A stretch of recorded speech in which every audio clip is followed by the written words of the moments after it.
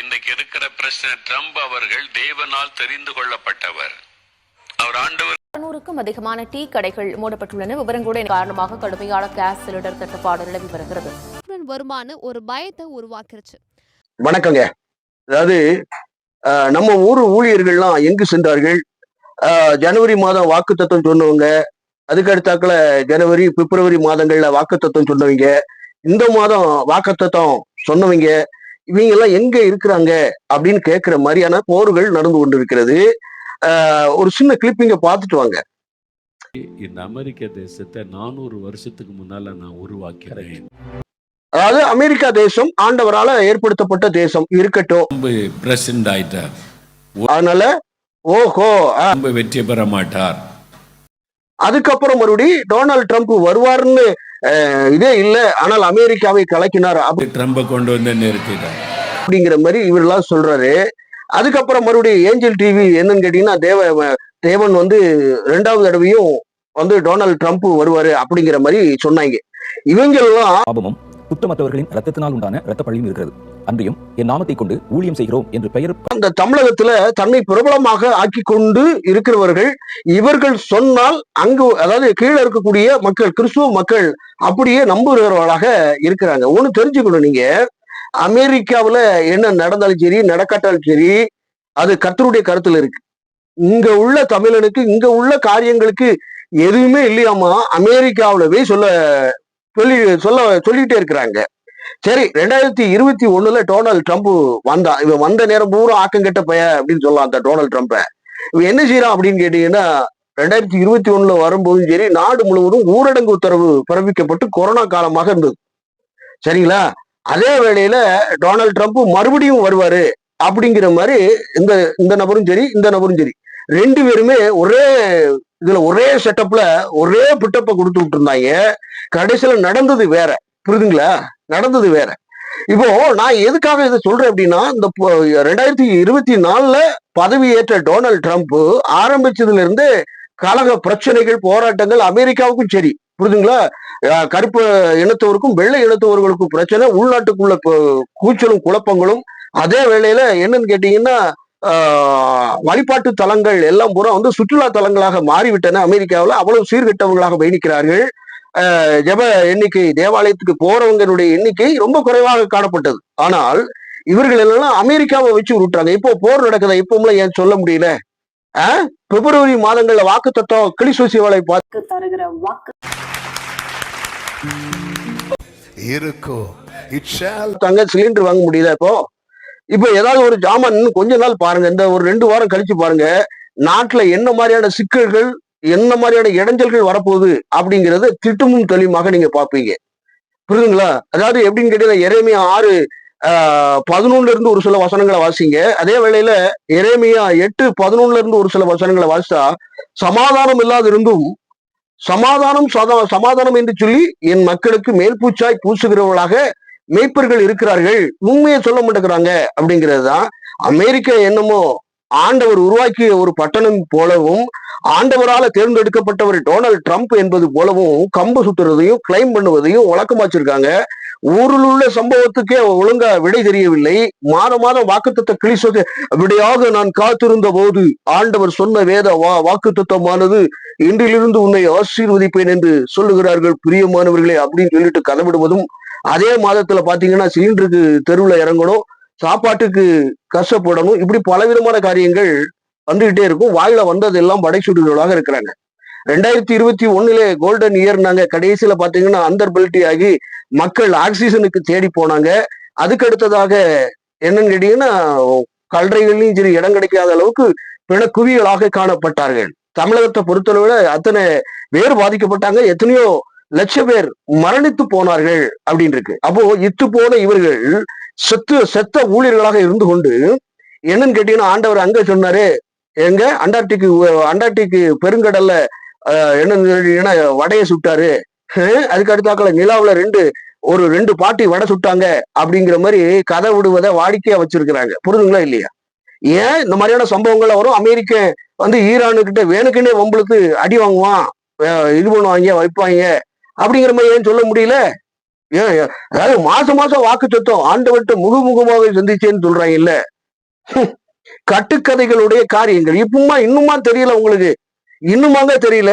இவங்க எல்லாம் கள்ள போதவர்கள் அப்படின்ட்டு சும்மா இவங்களை வந்து எப்படின்னு கேட்டீங்கன்னா ஃபேமஸ் ஆக்கிக்கிட வேண்டியது, இவங்க சொன்னா தேவ வாக்கு மாதிரி சொல்லிக்க வேண்டியது, கடைசியில் தேவையில்லாதவர்களாக இவங்களுடைய வாக்கும் தேவையில்லாத வாக்குகளாக பயணிக்கிறது. புரிதுங்களா இல்லையா? ஆமா, ஆண்டவர் உலக ரட்சகராக வந்திருக்கிறார், அதாவது உலக ரட்சகராக அனுப்பினார் அப்படின்னு இருக்கு. அப்போ உலக ரட்சகராக வருகிறாங்க அப்படின்னா நாம தெருவில் நடக்கக்கூடிய சம்பவமும் கிறிஸ்துவ வருகையை குறித்து இருக்கும்.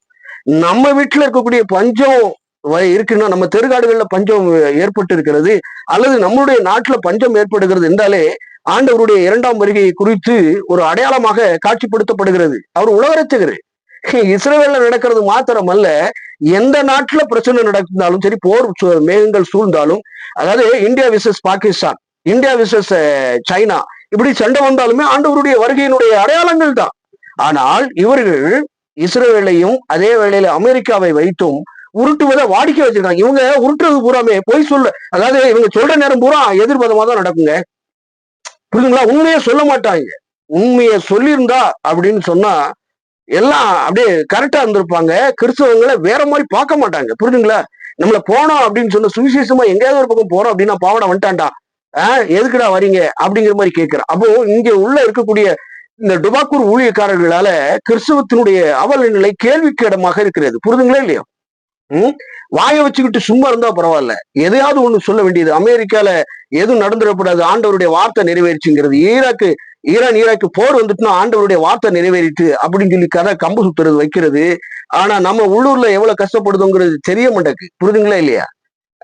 உலகளாவிய பஞ்சம் ஏற்படுகிறது, அப்போ கர்த்தருடைய வார்த்தை வருகிறது. உலகளாவிய போர் வருகிறது, வந்தாலே ஆண்டவருடைய வருகையினுடைய அடையாளங்கள் தான் இவைகள். அங்க நிறைவேறிட்டு இங்க நிறைவேறிட்டு அப்படின்னு சொல்லி இவங்க சொல்லக்கூடிய அத்தனை தரவுகளும் பொய்களாக இருக்கிறது. புரியுதுங்களா?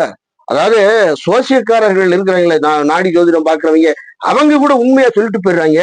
இங்க உண்மையான ஆண்டவரை பின்பற்றுகிறேன் என்கிற பெயர்ல இருக்கிறவர்கள் பொய்யா சொல்றாங்களே, இது எப்படிப்பட்ட காரியம்?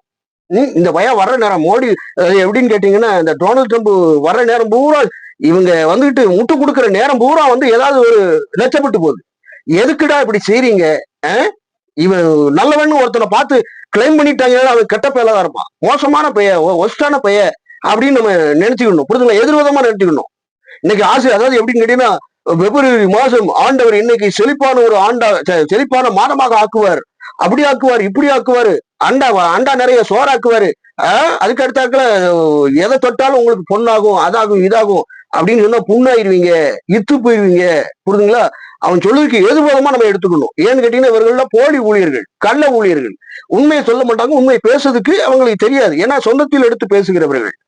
வேதம் திட்டமும் தெளிவாக சொல்லுகிறது, முதலாவது தேவனுடைய ராஜ்யத்தையும் அவருடைய நீதியும் தேடணும் அப்படின்னு. எரேமியா முழுவதுமாக வாசித்து பாருங்க.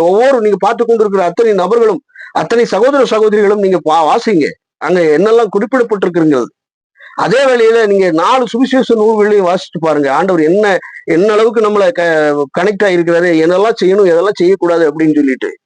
ஆனால் இவர்கள் வந்து எப்படின்னு கேட்டீங்கன்னா, நியாயப்பிரமாணத்தினுடைய வாக்குத்தத்தங்களை சொல்லி அதாவது உலகத்துக்குரிய பிரகாரமாக சிந்திக்க வைத்து பரலவராட்சியத்தினுடைய ரகசியத்தை வெளிப்படுத்த முடியாதபடிக்கு இவர்கள் துர்போதனையாளர்களா இருக்கிறாங்க. ஏன் இப்ப உள்ள நடக்கக்கூடியது, ஒருத்தன் சண்டை போடுறதுனால, ஒருத்தனுடைய அட்ராசிட்டி, ஒருத்தனுடைய அவம்பாவகம் இன்னைக்கு தமிழகத்துல இன்னைக்கு 2வது ஊரடங்கு உத்தரவு வரப்போகிறது. பலவிதமான காரியங்கள், உயிர் சேதங்கள், பயங்கரங்கள் ஒவ்வொரு நாடும் தத்தளித்து கொண்டிருக்கிறது. புரிதுங்களா இல்லையா? சிலிண்டருக்கு காத்து கிடக்கிற மாதிரியா இருக்கு சூழ்நிலைக்கு, அப்படி இருக்கு. ஆனால் இவர்கள் எல்லாம் தேவனுடைய மனுஷன் என்று இவங்க கிளைம் பண்றாங்க. பாத்தீங்களா? இதுதான் தவறான ஒரு காரியம். நான் ஒண்ணு சொல்றேன், ஆண்டவராகிய இயேசு கிறிஸ்துவை ஏற்றுக்கொள்ளாத எந்த நபரும், எந்த ஆட்களுக்கும் நாம முட்டு கொடுக்க கூடாது. ஆண்டவர் சொன்ன பின்பற்றிய அன்பு என்பதுதான், அந்த 3 எழுத்து தான் அந்த உலகை ஆள செய்யணும். இயேசு கிறிஸ்து என்கிறது அன்பு. தேவன் அன்பா இருக்கிறார். அப்போ எவனாவது வம்பு போன்றதுக்காக வேண்டும் என்றே போர் தொடுப்பது கிறிஸ்துவ பண்பாக இருக்க முடியாது. புரியுதுங்களா? அதை தெரிந்து கொள்ளணும். என்னைக்கு ஒருத்தன்ட்ட வந்துகிட்டு அசிங்கமா பேசுறதுக்கு பழகிட்டானோ, என்னைக்கு ஒருத்தனை அடி கொடுக்குறான்ங்கிற பாணியில இருக்கானோ, அப்பொழுதே கிறிஸ்துவின் சிந்தை அவனிடத்தில் கிடையாது, கிறிஸ்துவினுடைய சுவாபம் அவனிடத்தில் இல்ல, அவனிடத்துல நமக்கு பங்கு இல்ல. புரிதுங்களா இல்லையா?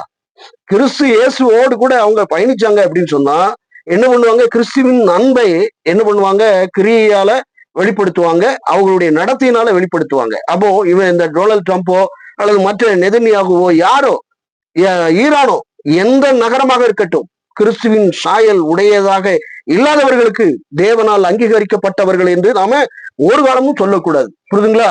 அதே வேளையில இந்த மாதிரியான கள்ள ஊழியர்கள் சொல்லக்கூடிய வாக்குத்தத்த கிழிசு விஷயங்களுக்கும் இல்லாத காரியங்களையும் சொல்றவங்களை நம்பாதீங்க.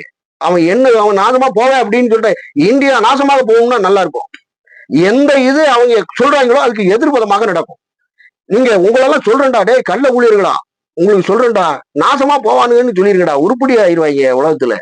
புரியுதுங்களா? இன்னைக்கு பாக்குறீங்க, ஒவ்வொரு நியூஸையும் பார்த்தாலே ரொம்ப இதா இருக்கு வைக்கு. சரிங்களா? அதனால பிற இடத்துல உண்மை பேசுங்க. எங்கடா இருக்கீங்க முதல்ல? இங்க அதாவது அமெரிக்கால பிரச்சனை நம்ம உள்ளூருக்கு பிரச்சனை ஆகுதுடா. வேற ஒரு பதிவு. வணக்கம்.